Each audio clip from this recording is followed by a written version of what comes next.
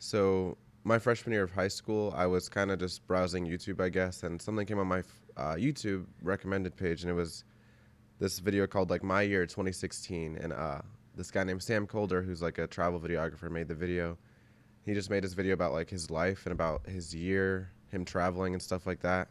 It was like a cinematic experience, and I was like, whoa, like this is awesome. So I like started filming things with my friends, just like making little montages for YouTube, and then after that I kind of started getting more into editing, and I realized I was like, this is what I want to do with my life. Either I don't know if I want to travel or anything like that, but yeah, I ended up getting into more concert stuff, and I was like, okay, so maybe I want to do more concert videography, travel with bands and stuff like that, and music just became to be a really big part of my life, so I was like, okay, yeah, I think I want to do concert stuff.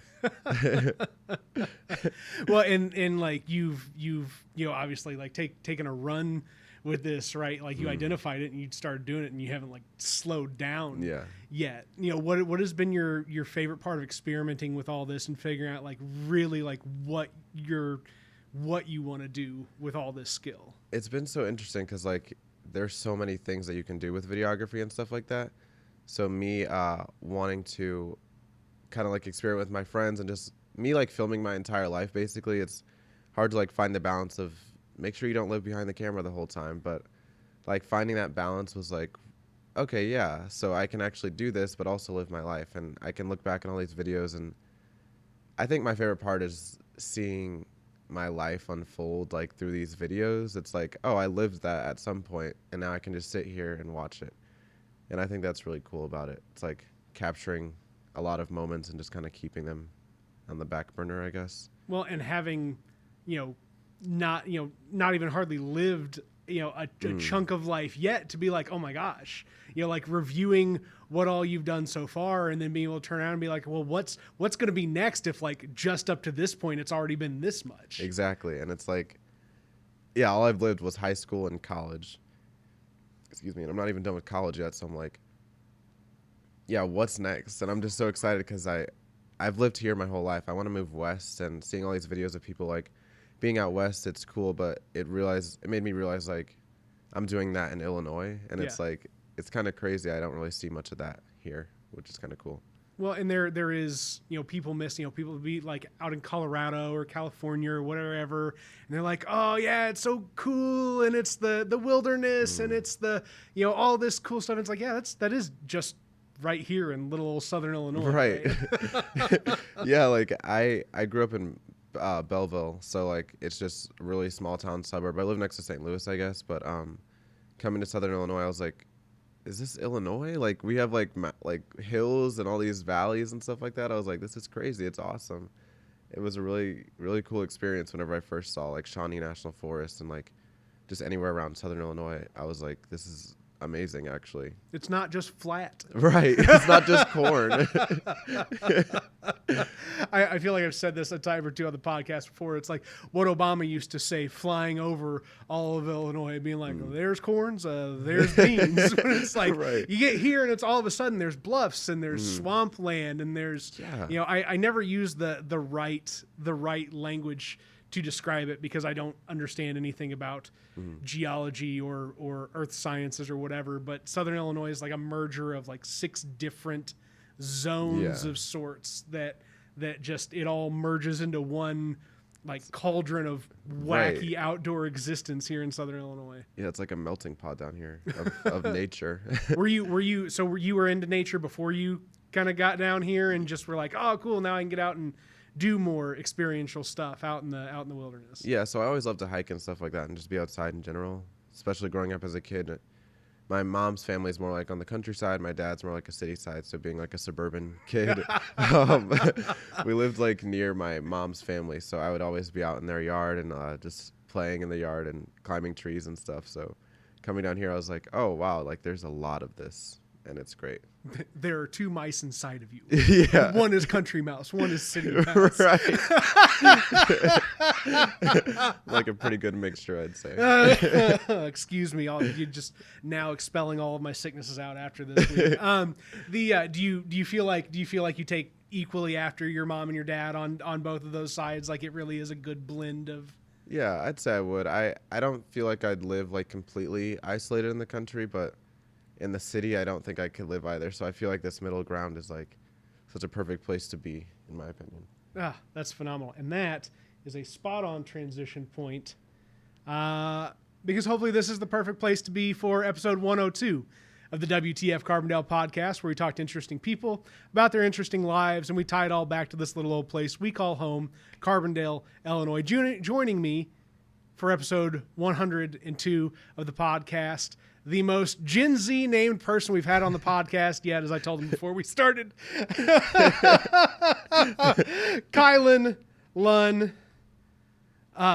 Thanks. Yeah, I appreciate this. This is exciting. I'm glad that I reached out several months ago, that we got connected, because I think you're doing cool stuff, and I think that it reflects well on just like, the viability of media in this space. So was the lead off question always being, what brought you to Carbondale? And obviously it was SIU, right? That's kind of like the easy no brainer. But like, was it more than just, it's a school that's close to home and has what I want? Was there like something that stuck out that like really drew you into Carbondale and SIU? So whenever I went to a few schools, and I'm just going to name the most notable one to me is SIUE. I was like, every time I went... We'll forgive you, bro. Right. Whenever I went to SIUE, every time I went, it was very gloomy and rainy. And I was like, I guess it's just the time of year that I'm going, but it's just not at all what I want. But whenever I came down here, it was like May time.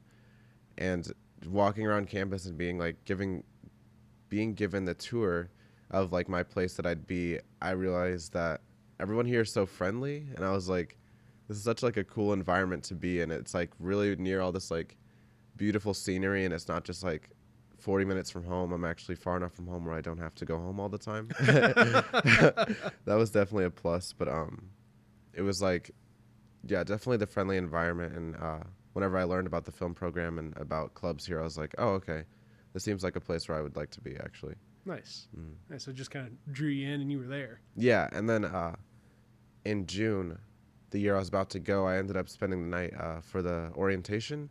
We got like the option to like spend the night before orientation and stuff. And I spent the night, and I made so many great friends that I'm still friends with now. So I was like, okay, yeah, this is such a good place to be. So what do your friends think about being part of the Kylen story?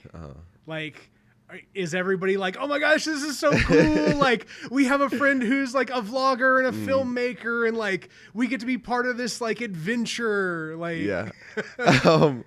I actually have had a few of my friends come up to me and say, oh, like I've been recognized because of your vlogs. And I'm like, oh, really? And they're like, yeah, I was just walking. And you're like, oh, you're in Kylen's vlogs, right? And I'm like, oh, yeah. And I'm like, that's actually really funny. I always thought it was kind of funny that like whoever ends up in my life will end up like in a cinematic one day or in like a vlog one day. And it's like, they never like chose to do that. But since they know me and since I know them, it's like, yeah, this is kind of what's going to happen here. But I just thought it was funny how some people are recognizing them, which is kind of funny. Well, I mean, and it, people don't necessarily think of themselves as being part of this grander story, like, or even maybe wanting themselves to be recognized until all of a sudden you put them on camera, put them out there, and then it happens. Yeah. It's such an interesting thing. Like these little vlogs that I put out for like myself and videos that I put out for like my friends in the school just to watch. It's like, it kind of gets to be like a bigger thing. Although I'm not like super big on YouTube, it's just like, it's interesting the way where it's gotten me so far. Well, and I mean, it's not for naught that, tens of thousands of views on videos like localized, right, is a big thing. A lot of people go out there and be like, oh, well, my sets of TikToks got to millions of people, or, my streams have, thousands and thousands of followers in this way, but like they're all spread out really far, right? It's different when you're creating content and that content is concentrated on like an audience in a particular physical space, because outside of Southern Illinois, and Carbondale, people may not be getting recognized or noticed as part of the K-vlog or whatever you call it. I'm sorry. No, that's an cool. awful name. Please don't. But like, you know, it's different when it's like, okay, cool. Well, we are all here, right? And we're notable in our own way. And like, you can be visible here in part of that, but you could just uproot yourself, drive 3 hours north to Champaign or 5 hours north to Chicago, and all of a sudden nobody cares, right? And it's like, oh, that's great. I can be super noticeable here, but then I can also be living a quiet life if I decide to move myself physically out of this space and be less noticeable if I wanted to. Yeah, I actually never thought about that. And I really like the way you put that, because me making this stuff, I'm always in the back of my head, I'm like, oh, for me wanting to go into the field I want to go into, I'm going to have to be noticed, I guess. I was like, not just by people, but more by like bands and jobs and stuff like that. Oh, to have fans. Yeah. Oh my God, fans. But I mean, it is real. I mean, you know, it blows me away, like with just a little old localized podcast. I mean, it happens. I'll talk to people, they'll be like, I love your podcast. I'm like, I didn't even know people watched it. Like, and it's sick. It's like, oh, cool. Like, I'm not actually just making this for myself. There is like a little audience somewhere that these views are coming from somewhere, obviously. But yeah, I always thought like, oh, I don't really want to be in the spotlight like at all. And like me not having to, but like in the field I want to go into, like me kind of having to put myself out there in that way. I was like, oh, I wish I could just do that and then like live my normal life. So like maybe like be anonymous in like this area and be normal in this area. But I definitely like the way it's like, yeah, it's like everything's localized here. Like you might recognize me here, but literally 2 hours north, that you don't give a fuck. So it's like, you know what I mean? It's perfect. I mean, like, you know, the dream of being able to like live in, you know, just the right amount of fame and always being able to run away from it if you really want to. And it's funny, like talking about fame, because I know I'm nowhere near famous, but I guess just here it's like, there's like the few people that will recognize me, like, oh, like you're the vlogger guy, or the you know. few people. I mean, I guess I've gotten it more often than not, but it's just interesting. Like, it's just an interesting thing, I guess. Do you remember the first time that somebody came up to you and was like, you're the guy? I actually filmed it. It was on my what song are you listening to video. I filmed this person, and right before I could ask them what song, they were like, oh, you're the YouTube vlogger guy. I was like, what? And they said, they were like, wait, are you? And I was like, wait, yeah, I am. I just couldn't believe that someone actually recognized me in that way. I was like, this is hilarious, but yeah, I guess that's me. Because not everyone, but most people who recognize me are like, oh yeah, I would watch your vlogs and your videos before I moved to campus, like to see what campus was like. And like that was kind of the reason I started making the college vlogs. Yeah. Was because before I moved here, no one was really making those. There was like some posted, they were like 8 months ago or like a year ago, and I'm like, I want to make those so I could be that person for someone else, because I couldn't find it. Well, I mean, and that's, you know, there's so many different pieces of media out there that can represent to an individual looking at Carbondale and SIU as to what their experience might be like. But again, you're really taking a as true of a piece of experience as you can and translating that to an all-purpose audience. You know, it works. It's not just another drone video. It's not just another advertisement. It's like, you know, here's my experience, and whatever you want your experience to be, you can make it that too. Exactly. It's like, I definitely believe that college and just school in general is what you make of it. And like me finding my friends right away, which was really, really great for me, which might not be the case for other people, but it's like you put yourself out there in certain ways, or like maybe like go visit a club, or just go out sometimes, or maybe like, I don't really know, do whatever you feel like you want to do. It's like doing that, I feel like, is definitely a part of the experience, and it definitely has helped me grow in so many ways, and I'm super glad about it. That's cool. That's cool. And like you said, you will have this, and I hope that this piece of media slots right into there, that in like 5 or 10 years, when you get prepped to do an interview because a big piece of media is about to drop with your name at the top of it as producer, director, or what have you, that you'd be like, oh, well, here was really early on. Yeah. You know, here's one of my earliest interviews where I really like thought about my experience with media in real time and then expressed that to somebody else for them to share with however many people is out there in an audience. Yeah, it's really interesting. Like, I don't know where the future is going to take me or you or anyone. And it's like, just me right now, this is what I'm thinking. And it's like 10 days from now. Oh, sorry. No, you're good. 10 days from now, I'm like, what if I don't That's think why the we got same the thing? good microphone. Right? It like hasn't fallen. But like, it is cool. Like, even looking back at my old freshman year stuff of me, like, I think my friend interviewed me just for a project in high school. And like, that's a completely different me than I am now. And it's just cool seeing my growth, I guess. And just always having little pieces of that you come along with you time after time. What do you feel like you're picking up? Right, because there are two distinct classrooms in this town. One is the classroom that is the school. The other is the classroom that is the experiences that you get to have. Yeah. Do you feel like it's been a good balance of, learning, experiencing things in the learning lab that is Carbondale, as well as like pairing that with technical or book learning that you may pick up from working through things in the classroom? I definitely think that somehow I found a good balance. I'm a junior now, so I guess it took a little bit to find that, but in a week you'll be a senior technically. Yeah, is that technically, yeah. It's like in the classroom, I guess. Yeah, there's like book things and stuff like that, but I feel like where I really learned my skills was through my jobs and through my clubs that I'm in. And it's like my job will like teach me how to edit this way and like, oh, how to use this microphone. And I'm like, oh, this is awesome. Like, I'm learning while I'm also working and getting paid. Then my club that I'm in, I'm an executive producer for Alt News. Shit. Okay, so you're going to graduate with a Grammy. Congratulations. Oh, my God. Or not a Grammy, an Emmy. I'm Emmy, sorry. Emmy. I confuse all of the golden statues. So No, sorry. you're fine.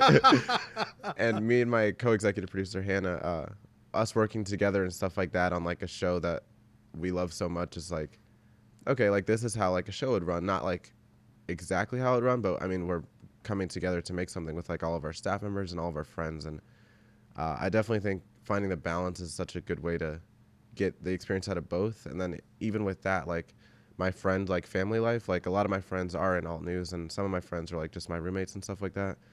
So like piecing that life together, like it's all like a puzzle. Like when once it fits, and it's really great. Well, and it's always you.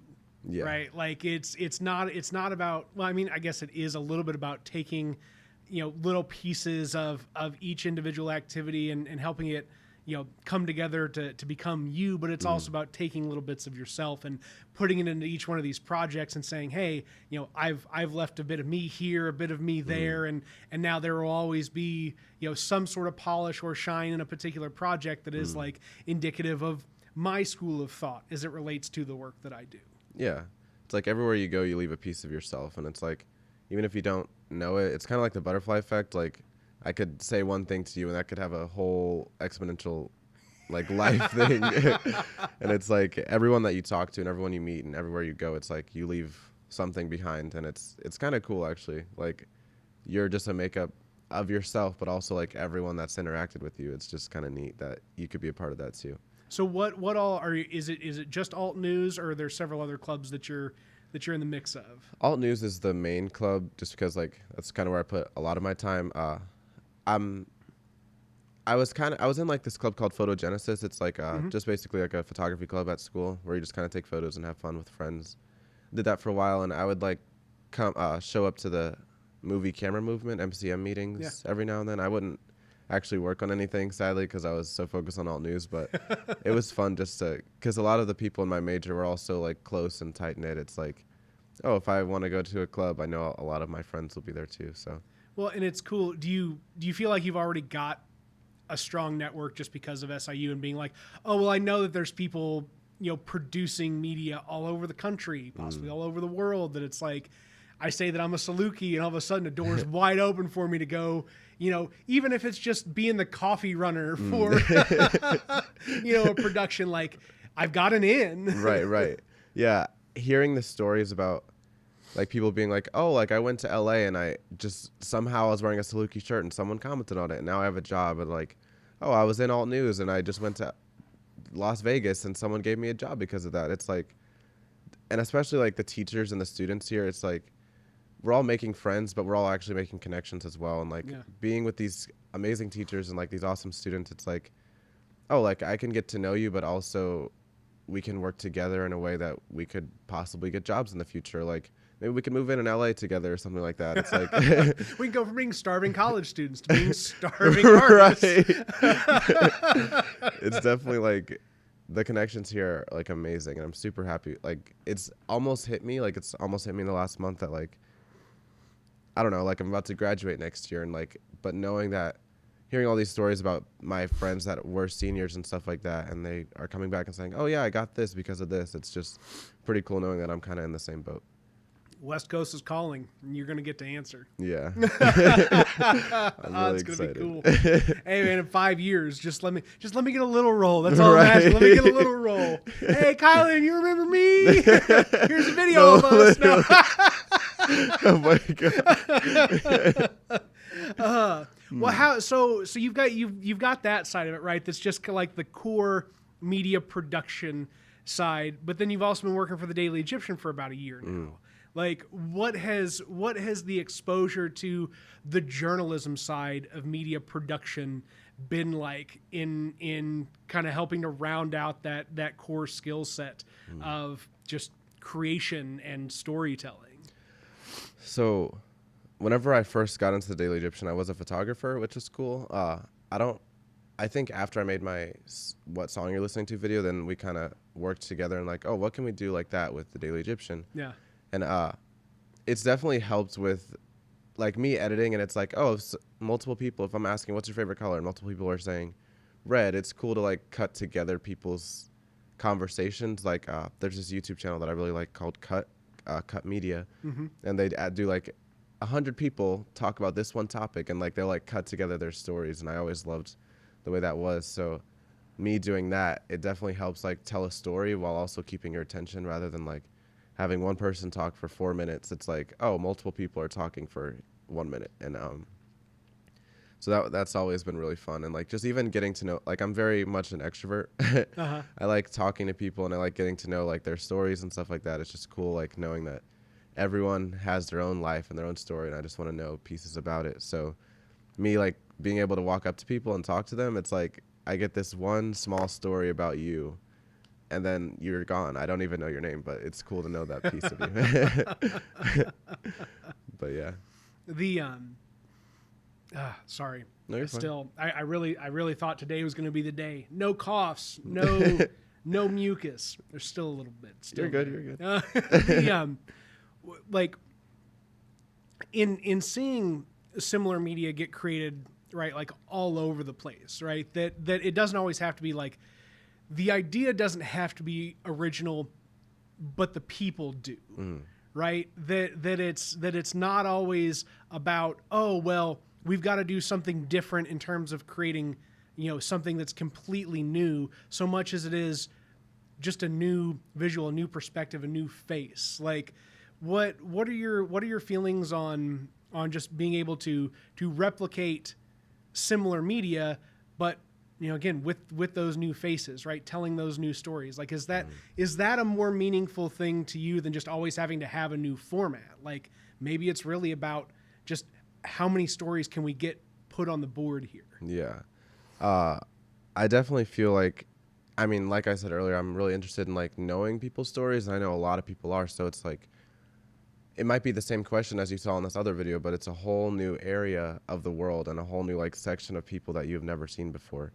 And I think that's the most interesting part to me. It's like I could watch the same video that's filmed in California, where a lot of videos are filmed, but especially the fact that none of these videos are being filmed in Southern Illinois, Carbondale, like university at all. It's like, oh, okay, so if you want to see this piece of the world and you just want to add that to your map in your head, you can watch this video and see why this person read this secret, or like why this person's favorite TV show is this. And it's like, oh, I'll never ever see that person in real life, but it's cool knowing that I know this little information about you, and it's like now the world knows. And I definitely think it's about the people. I love changing like video formats and stuff like that, but more recently, especially this last year, I've been getting more into stranger videos, because like, yeah, you guys kind of know my life based on my YouTube channel, but let's know other people's lives that aren't really in the public eye as of right now.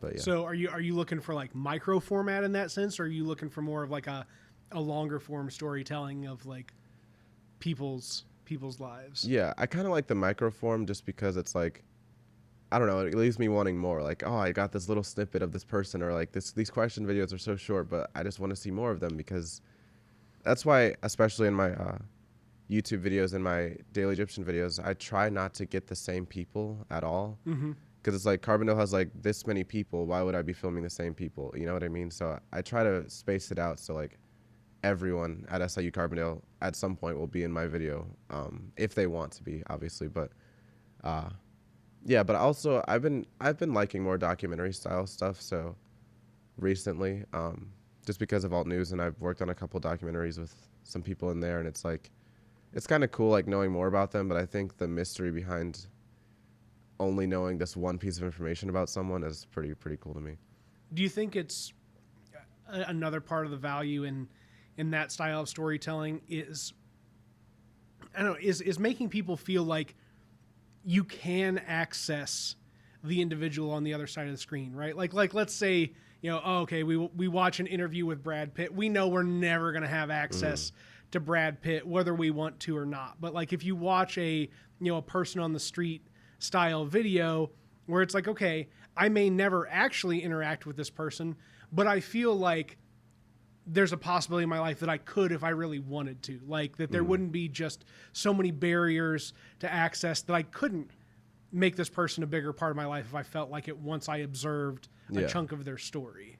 Yeah, no, that's actually a really interesting point, because like watching all these interviews from these famous people, it's like, oh, that's awesome. I feel like I can relate to you in this aspect, but I mean, you're this big famous person. I'll never, ever see you in my life. So knowing like, oh, there's like normal people like myself and like everyone I'm interviewing, it's like, oh, they're just going to school. They're just college students. But one day I'm going to be a college student, or like, or I was a college student, or like I might not go to college, but I'm that same age as that person. And it's like, I feel like I can relate to you more just because you're just walking on the street. You're not just like being scheduled for interviews all the time and doing this. But like, it's like, oh, like if I do go to Carbondale and I do see this person, then I know that about you, and I could be like, hey, like that could start a conversation. Like, oh, I think you're really cute in this video, and I end up going to Carbondale and seeing you. It's like, you know what I mean? It's like it's a conversation starter. So it's kind of sick about that. But yeah, I definitely think even me, like I feel like I can relate more to these people that. Like I try not to put in any input whenever I film the videos because I just want their input on the question, but definitely like while I'm editing or like as I'm walking away from the person I just interviewed, it's like, oh, okay, I can relate to that like 100%. But yeah. What's it like when the camera gets turned around? Like when it's somebody else on the other side of the camera, not necessarily like you turning around the camera on yourself because you have to be part of your own vlog or be part of a piece of media that you create, but like when somebody starts to put you, I mean, heck, like this, right? Yeah. What's the different feeling when the camera gets turned around on you and all of a sudden you're the subject as opposed to the creator itself? It's actually really weird. I like to like take self-portraits of myself every now and then, just like for my Instagram or like just for fun, but like mainly I'm the one behind the camera, I guess, as you might know. So it's like whenever it's turned on me, I'm like, do I act this way, or like how am I supposed to, what do I do? And especially like this one time I was asking someone a question and they asked me the same question. They were like, oh, has everyone ever asked you this? And I was like, no. And they're like, well, what's your answer? And I don't know my answer. I'm like asking everyone these questions and I don't even know the answer to it. But yeah, it's like, it's just a weird sensation, I guess. I'm like, oh, I'm not the one behind the camera, like helping you. I'm like sitting here and you're interviewing me. It's just kind of like a weird feeling, I guess. It's like, shouldn't I be like helping with sound or something? Right, like I'm so used to doing the work that I don't know. Like exactly. I'm confused on the other side of this. This feels really weird. Right. Is this a vacation? I don't understand. It's right like, now. am I not going to be editing this after this, or like what's happening? Oh, this was really all just a trick and that was funny because that's what you asked when I was like, hey, you want to cut a podcast? You're like, you mean be on the podcast or edit a podcast? I was like, no, silly, like be on the podcast. I'm like, oh, wow. Okay, sure. But it's cool. Like, I feel like I want to, I'd like to get like an equal balance of both. Although I really love being behind the camera. Like if things like this come up, like it's kind of cool just to, I guess, relax and be like, oh, I guess I'll say yeah. You know what I mean? Like this is kind of cool. And I like the person who's interviewing me, so it's like, okay, yeah, I'll do it. Oh, I appreciate it. Oh my god, my flowers. Right, anyway. Right. What are your do your parents like the direction that you're taking with all this media stuff? So my parents, whenever I first wanted to go into film, I believe they understood it, but I know like a lot of older generations are like, you want to go into film? Like what's that? Like there's nothing really there. But my parents are definitely like really supportive, and I'm super grateful for that. Like they'll like help me, like if I want to do this, guys, like can you help me figure out ideas for this? Or like, oh, Kylen, I just like got this new drone. Do you want to fly it and see if you like it? And I'm like, oh, sick, yeah. And then like we'll work together like with my money and their money, and it's like they're really your parents supportive. are just going out and buying drones for fun. That's kind of cool. Not really, but my dad's also into like photography and stuff like that, so legit. he'll like buy one for himself, and he's like, oh, let's see if you like it, and then maybe you could save up and like we could help you out with this. I'm like, oh, awesome. But they're definitely like really supportive, and it's like every time I call them and like mention like, oh, I was noticed, or like this question was really interesting, this is the question I asked, what's your answer? They're always like super, like I said, supportive and in that way. So it's been really fun, like working this job, like after I got a job in high school, I just like can't go back to not having one.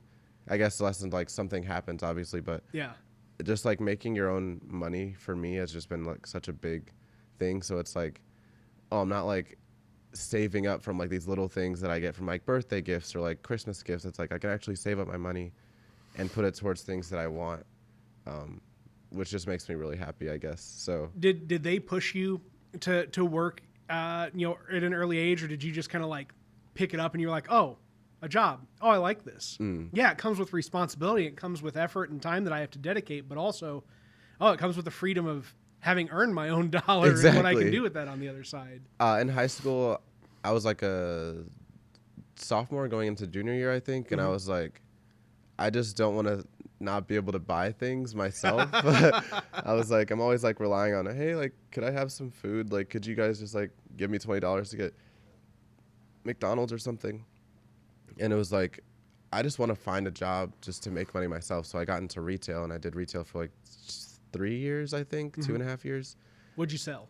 I worked at Route 21. I sold clothes. And that's great. Yeah. You're fashionable. You got this. Yeah, thank you. And it was cool, like working with my coworkers and stuff. And then in college, they told me like really not to get a job my freshman year, just because they wanted to make sure, like, obviously my grades were still good, and they wanted me to get used to not being at home. Yeah. So my freshman year, I just kind of chilled out and just hung out with my friends and stuff like that. But then sophomore year, or at the end of freshman year, actually, a job on campus reached out to me because I saw like my Instagram and my YouTube, and they're like, oh, like you're doing stuff that we want to see on our place. So I was like, oh, sick. So I already had a job lined up, and I was like, it was just like all freshman year, I was like, I should be doing something else with my time. Like there's just something missing. But once I got the job again, I was like, okay, cool. Like I'm cruising. Like I'm making my own money. Is there an interest in like combining that little bit of retail experience with like now your skill set in media and your understanding of like how you can apply media in different places, as in actual like paid work? Yeah. So in paid work, it's like, or at least for me, it was like, okay, yeah, so we need your help filming this video. Can you be the speaker for this, or can you help with camera, things like that? And I'm always so willing to do anything. So I'm like, yeah, sure. Like this is awesome. And then I feel like just being with coworkers, I feel like you need to basically, obviously have like some social skills and stuff like that. So me working in retail, getting to, or being like, hey, like buy this perfume, it's so good, and like having to sell perfumes to people, it definitely has helped with like my interactive skills with people. It's like, oh, like my coworker that I've never talked to wants to go on this trip to 20 minutes away to film this thing. Okay, like I know how to make conversation and not be super quiet. Although like quietness is like good sometimes, because like, sorry, you're good. You're good. Is good sometimes, because if it's your mom, you better answer it. It's Mother's Day. Yeah, this podcast. Mom, I want a podcast. Right. Say hi. Hey, is it actually your mother? No, it's my Dang co-EP, Hannah. I know. I was like, oh, this is gonna be perfect. Right. but yeah, definitely like the social skills from retail is definitely a big part of my career now, I guess. Like I keep mentioning asking people questions, but doing that and like working on set with a bunch of other people in my club, it's like definitely having that is pretty good. Well, and then I'm saying like when Rue 21 needs some commercials, Yeah. who are they going to call? Right. It's like I definitely want to get into more product stuff like that too. But like even like that, it's like, oh, someone wants this music video done, or someone wants this product shot, or like, can you take my senior photos? It's really cool being able to do that and not like worry about it and be like, oh, I don't know what I'm doing. It's like, I mean, yeah, I still have a lot to learn and a lot to grow, but definitely it's cool knowing that I have like this background where people might be able to ask me for help and stuff like that. So here's a fun one on the inside stuff that I hadn't thought about until just now. What has your gear outfit looked like over the course of growing into yourself as a photographer and a filmmaker and a content creator and all these things? I mean, did you start out on the phone and like have stepped up camera by camera, lens by lens into where you're at now? Talk about another reason to need a job. Holy crap. Right. Oh my God. It's such like an expensive hobby / career.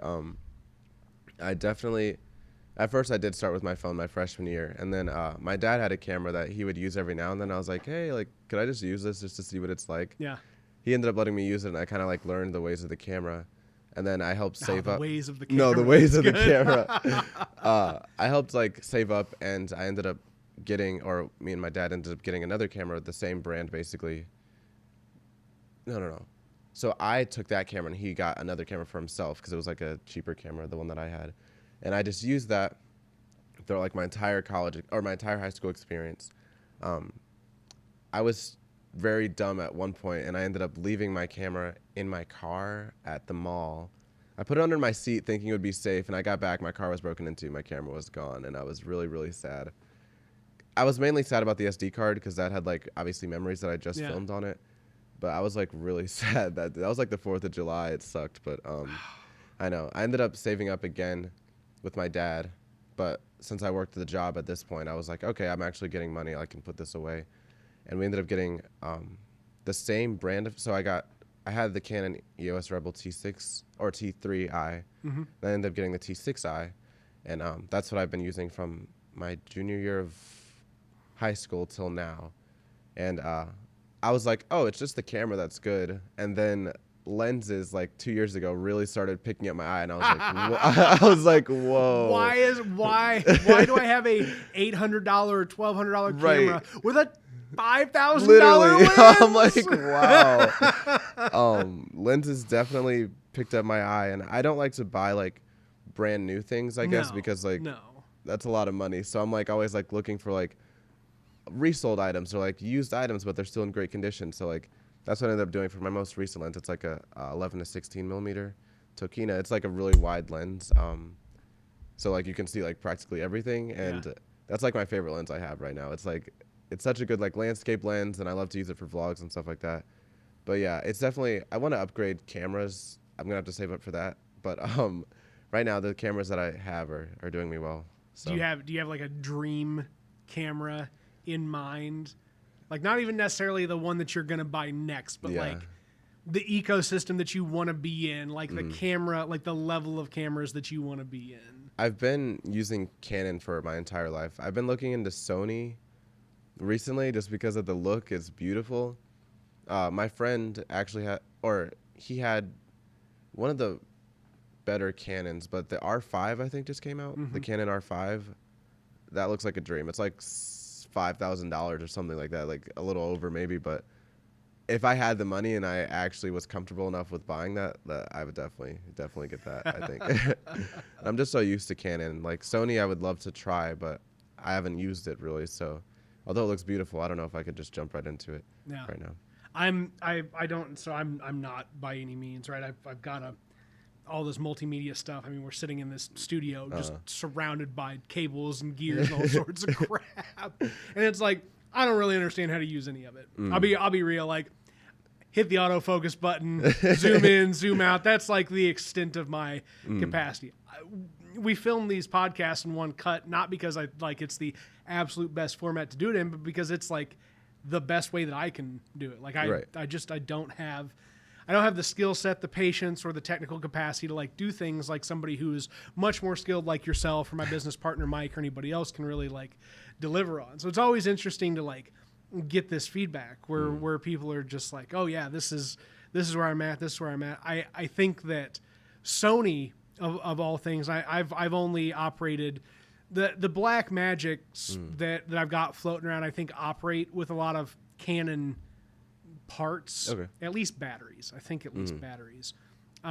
We've got several Panasonics floating around here. We've got some Sony handy cams and what have you, but I used just a little A6400 at work to do product photography and what have you. And it's like, wow, when I use my Sony at work and then I try and use that same function on something like the Panasonic, and I'm like, why doesn't this work as good as the Sony? Right. Why isn't this as easy? Why doesn't it focus so simply? Why doesn't it make it brighter or darker or balance the whiteness like it's supposed to? Exactly. I'm just like, so I think you'll be comfortable if you give a run at some Sony gear. Yeah. That's all that long-winded statement was about. Was like, sick. Don't be afraid of Sony. I think they probably make some of the more consumer-friendly stuff that's out there. For sure. It's definitely like a learning curve too. Like whenever I first got into cameras and stuff like that, I was kind of like just teaching myself and like, oh, what does this button do? Okay, let me just move this around, or like I'll look up YouTube videos how to do this. And it's like I was taught some things in college about a camera, but I definitely think just growing up throughout like high school into college, I kind of like learned a lot about my camera at least. But getting into college, it was like, oh, like lenses are great and like this lens does that, and I was like, oh, this is awesome. Is it nice having access to all the different gear and the different gear closets for all the different organizations that you either work for or are part of? Like, is that a big to do? Yeah, it's definitely cool. I mean, they have so many cameras in our checkout and stuff like that. If you ever want to rent one and you're in the comms major, it's like really neat because like you might not be able to use that camera outside of school. Like this camera's like so expensive. There's no way I'm ever going to afford this. Oh yeah. You know what I mean? So it's like definitely that having that access is like, oh, I mean, it's here. Why not try it and just see if you like it or not? Yeah. And that's kind of what I really like about the checkout at school and just like alt news in general. Like we have some of our own equipment and stuff like that. So being able to test out different things and find out what you really like to use is a pretty neat process. Is there anything that stands out as some gear that you've gotten to use that you otherwise wouldn't have thought to like get hands on with? At my job and in the checkout, I've used like the C200, which is like a really cool camera. Like it does high speed slow-mo and stuff like that. High speed slow-mo, that sounds like I don't even know if that's correct, but capturing a lot of frames in order to be able to produce something that moves at a very slow speed. Exactly. And working with that, it's like this hefty like camera, but it was like really, really cool trying to test it out and stuff like that for like a school project or even like for my job. Like, oh, we're doing like an interview shot. Here's this camera that we're going to use. It's such a cool thing. I really like the C200, definitely. I'd love to work with more cameras. I just haven't really gotten the chance to yet, but for sure. That takes time. Yeah. It gets around to it. But buddy of mine that I'm working with on a lot of projects right now, Cam, he's going online through Full Sail, and they sent him like a Sony FH6 as part of his tuition. Oh, that's sick. Right? And it's like, oh my God. Okay, first off, you can't even buy some of these cameras right now because of chip shortages and all that other stuff. But it's like, this is part of tuition is to buy in and like have like the real nice camera that can go out and do stuff. Like there's again a bunch of cameras floating around this office that are all like $1,000 a pop or $600 or $400 or whatever. Like the low end stuff that can do okay, but like some of these nicer cameras, it's like, wow, it's pretty sick. You really can. That's awesome. Oh my God. Oh, so two things. Let's get away from cameras and media and stuff for a little bit. One, I see a lot of jewelry. Earring, necklace, rings. Like, where does the love for jewelry come from? I'm interested in that. I think the Sam Colder, the guy who I initially found media from, he used to wear a lot of rings, and I was like, oh, that's cool. And I think maybe that subconsciously got in my head, but I guess working at Route 21 and kind of like growing up, my parents were always like, "Oh, if you ever leave the house, like always at least look semi-decent." And I'm like, and I'm like, "Oh, wait, yeah." And I guess that kind of stuck with me. Like I really like, especially with rings. I like randomly bought one, like in high school, and it was like 3 sizes too large for what I was trying to get. And I was like, "Oh," and I went to go get my fingers like tested out or something at the jewelry store, like sized, measured, yeah. Yeah, so tested. Tested it out. How are your fingers? Oh, yep, that finger's definitely a finger there. No, I'm just kidding with you. And I wrote down all my sizes, and I was like, okay, yeah, I definitely like rings a lot. Like I don't know, just like seeing them on people, like it just really appeals to me. And I'm like, oh, that's so cool. I love your rings, and so definitely that's kind of where I got that from, and just like the different styles, like this one's like flowers, and like this one's like just smiley faces, peace signs, and sad faces. It's like this one's a lightning bolt, which I like a lot, but I like the whole style. And then like you got the lightning bolt earring, and like this earring right here, I got like my junior year of high school, I think, sophomore year maybe. But I was like, I just want an ear piercing. Like I like silver, and I was gonna get gold, but I think silver just appealed to me for some reason, and I was like, okay, I just like lightning bolts. I love the flash, but then also I feel like lightning's like this like free thing that just like strikes every now and then, and it's like it's just there and it's that's gone. Good. Yeah. That's like you. That's this free thing. Like you're willing to go do these things with people for the sake of the experience, and you strike whenever. Right. Right. And it's like you're there and you're gone, and it's just like a cool element, I guess. But people remember the lightning. Right, exactly. it's like the thunder's cool, but like a lightning strike's awesome. I don't know. So I love lightning bolts. So there's that, and then this necklace. I bought this for me and my best friend in high school. She lives in Seattle now. But I wear necklaces a lot just because I feel like it adds to the whole like set, I guess. Like if you're not wearing a necklace, or me, if I'm wearing like rings and an earring, I feel like I'm just naked without a necklace at this point. So today I decided this rose one. I have a couple more that I like to wear. Do you do watches at all? I have watches, but I don't really wear them. Today. Yeah, I know. I guess since it's summer now, maybe I might. But normally like in the winter and spring, I guess I kind of always wear like long sleeve stuff or like cardigans or sweaters. So I'm like, I'm not gonna see my watch. Yeah. But I wanted to get like a silver bracelet recently, but we'll see how that works. Nice. Well, it's funny. It's like the entire opposite. So I'm married, but I don't wear a wedding ring. Oh, okay. Right? Like because I lost my wedding ring about a year ago. Oh, God. Yeah. God, that's and then like I was like, okay, well, I'm obviously not going to go spend however many hundreds of dollars on a new wedding ring because I'm just going to lose it again. Right. Couldn't get into silicone band, and I just like it makes me uncomfortable to wear the ring. So I'm like, I'm done. Like, do I like them? Do I like the way they look? Yeah, but I feel real silly for losing constantly. I swear I haven't worn the silicone wedding band of mine for like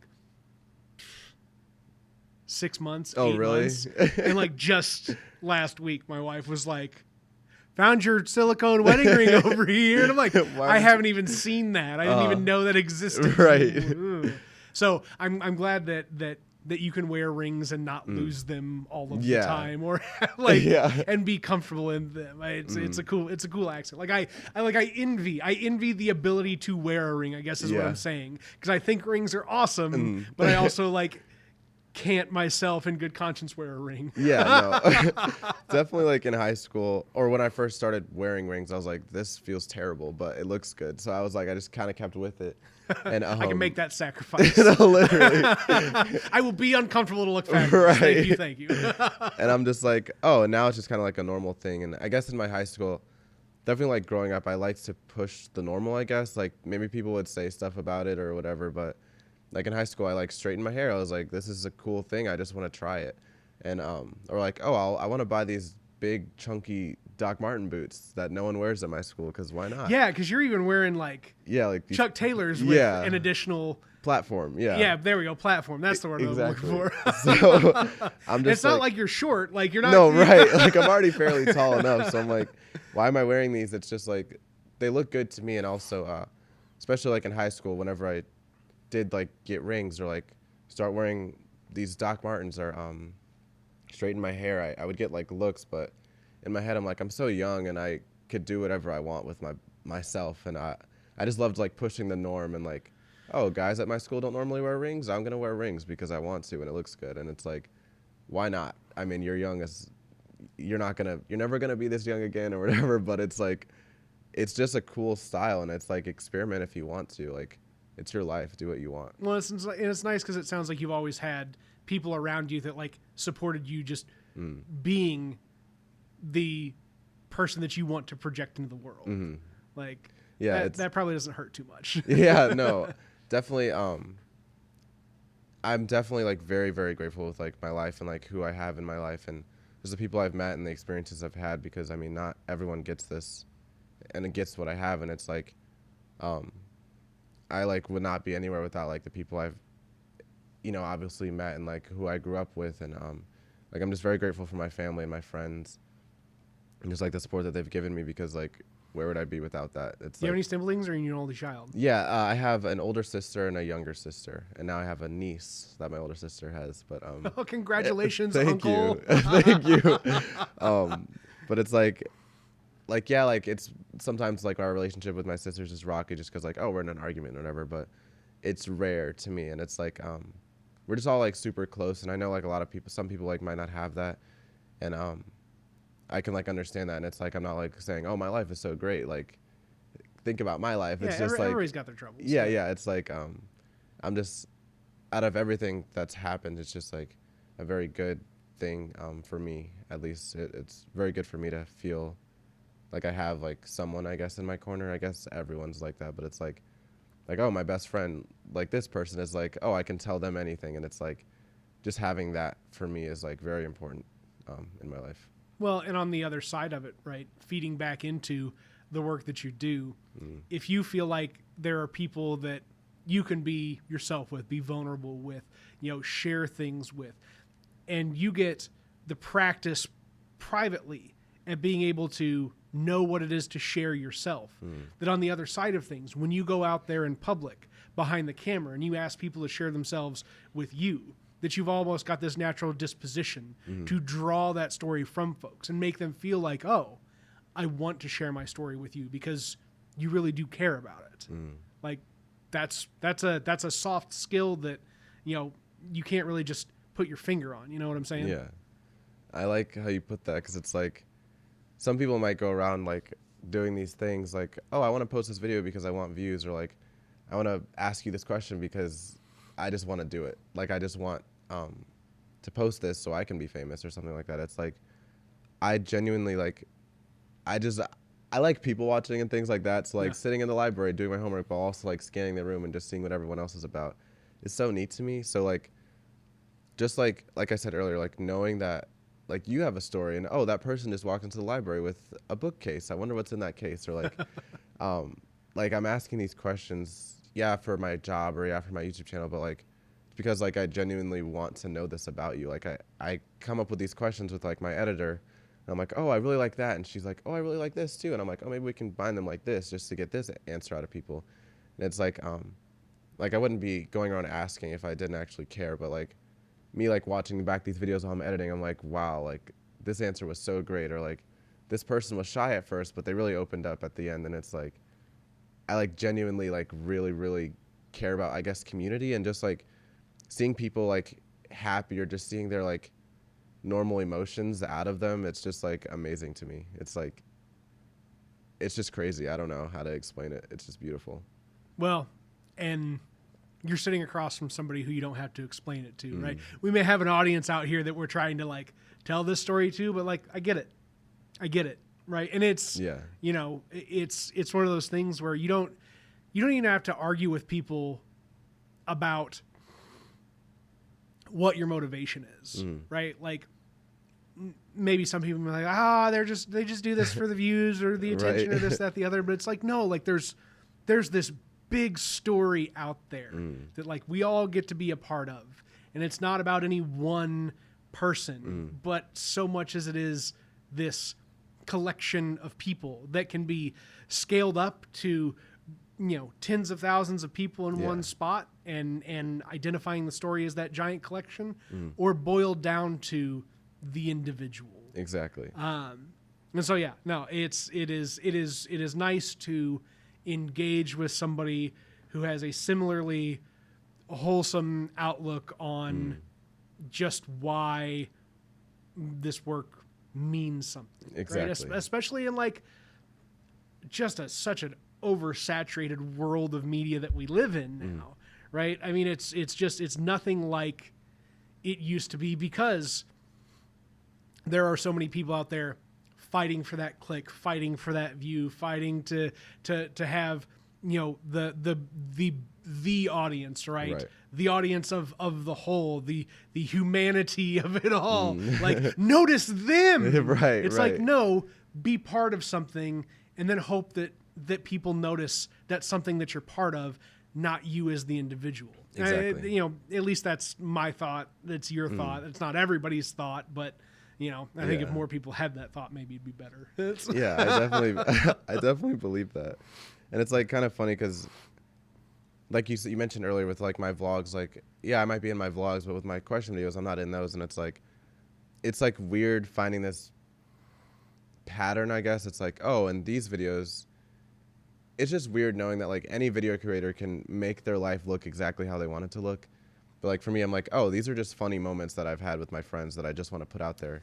Like, I got to jump in on that. Okay. It is the difference between people making media that make their life look like what they want other people to think their life is, versus people that make media that is simply the representation, honest to goodness, of what their life is. Exactly. Sorry, continue. No, that's a perfect way. That's like a perfect segue. It's like, it's like, oh, this is just something that happened with me and my friends that's hilarious to me. I'm putting it out there. I mean, you guys can watch it, but specifically it's like, oh, I made like this high school video, like my last day of high school, and it's like I interviewed some people at school, and like for them in the future, they could look back and be like, oh, I remember that. Like that's how I want it to be with my vlogs. It's like, oh, my roommate from college is watching my old college vlogs because they're in them, and it's just funny moments that we had. It's like, those specifically are for like my friends and I, but I mean, people can watch them. Obviously, that's kind of what YouTube is. But well, imagine in 20 years when your friends are telling their kids about their experiences in college and trying to relate to them. They're like, hold on, let me go pull up Kylen's old vlog here, and like, here's what it was like back in my day before we all wore these virtual reality headsets out into the real world. I don't know, whatever the future of media looks like, right?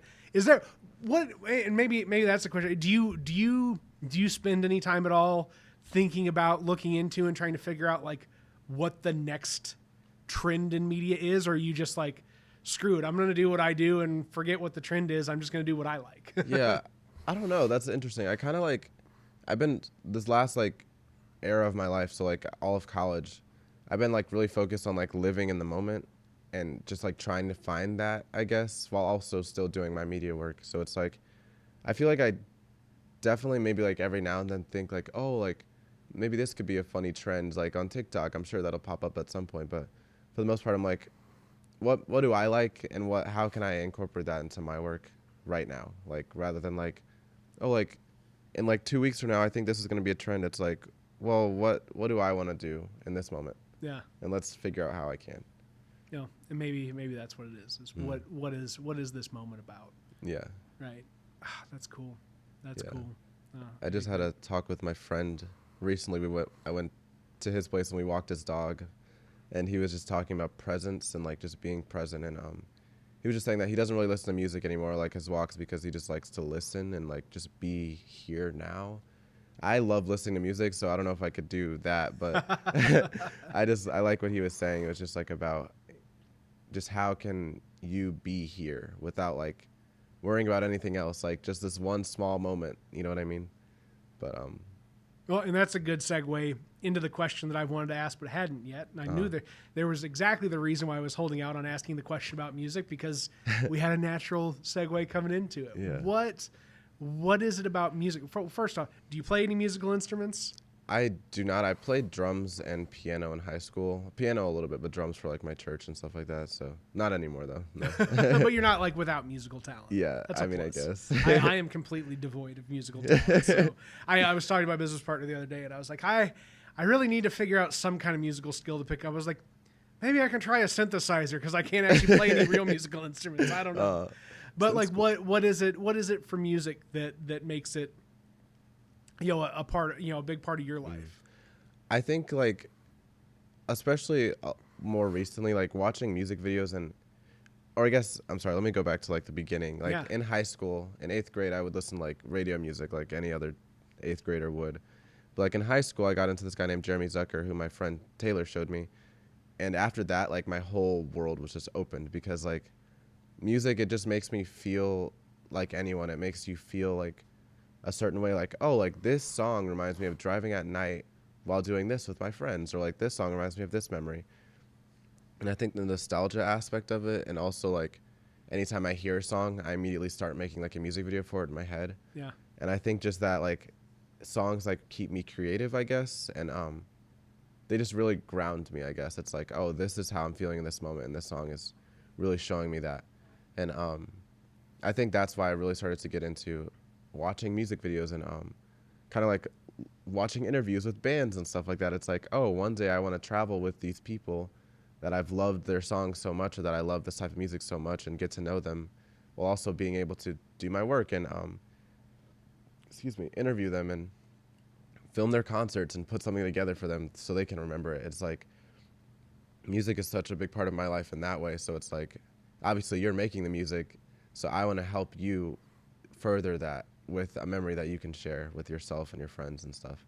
There's so many functional things that you just stated.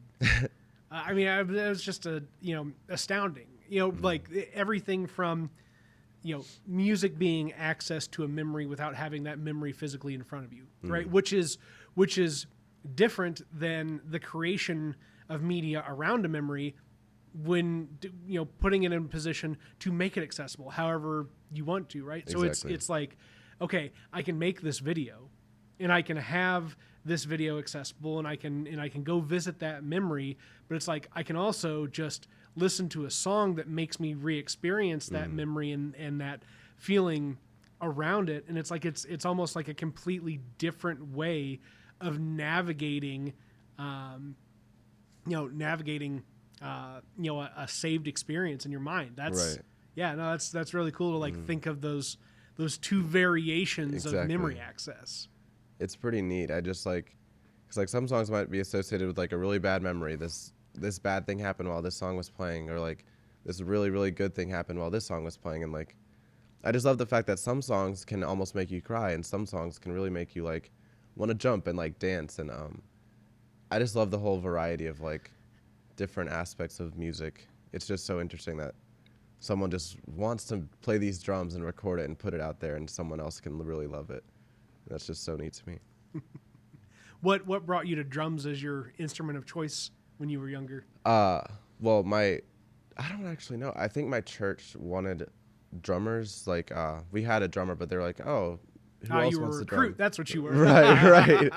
And I was like, well, I love beats, and I love like, I don't know, just like the beat of a song really carries the music sometimes, and it's like, oh yeah, like I'll try this. Like this is pretty cool. So like, I would practice at church, and like my cousin would teach us some stuff, and it's like, it was pretty cool when it lasted, and then I just kind of stopped because I moved to college and kind of got a job and things like that. But then like piano, I just love like melodies. Like I just love anything piano. It's just beautiful, and I just wanted to give that a try. I did until I got a job again, but so those were like around the same time, I guess. But well, and here's another component, and I only know this because of all the musicians that I hang out with.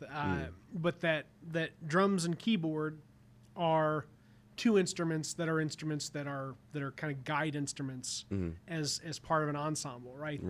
That piano and drums really carry the direction of the rest of the instruments or performers on a stage, and it almost seems like that translates directly into what you do as a media maker. The piano and the drums are never up front center stage, right? But they play such an important role in guiding the story of the music. Same sense of being behind the camera, right? You may never be center stage or not always be center stage like your subjects, but by having control behind the camera, you're guiding. That is such an interesting. I like never related those two, so just that like clicked in my head. It was like, yeah, like being the cameraman and the editor. It's like you said, you're not like in front of the camera, you're not center stage, but you are like, without you, where would the video be, or like where's the beat? You know what I mean? That's so interesting because it's like, yeah, I am. I like to push, not like push things along, but I like to be able to push out this story and stuff like that. And something that really stuck with me last night, I was at my friend's graduation party, like family thing, and her dad said, "Don't pull anyone down while you're trying to make your way up," or something like that. Mm-hmm. And I feel like that kind of relates to this in my head. It's like, oh, like I could really play this drum like terribly and screw you up, or like I could edit this video to make you look like a terrible person, but it's like you're like bringing them to the forefront while also like making your way up, like learning on my editing skills, like, oh, I could tell this story exactly how they want it to be told, and while also I'm learning how to edit great. And it's like that's just a cool thing. I dig it. And that gets us to the end of episode 102 of the WTF Carbondale podcast. There was something that Kylen had said in that last bit of mix about guiding folks and all that, but I've completely missed it and messed it up. So I'm just going to throw the whole outro away here. As I was like 30 seconds away of like having the poignant like outro that I was looking for, but whatever, right. We're there. It was a great conversation. Thank you so much for having me. This was amazing. Absolutely, Kylen. Thank you for being on the podcast, and thank you folks for watching it. As always, have a good one, folks. Whatever that one may be. See ya.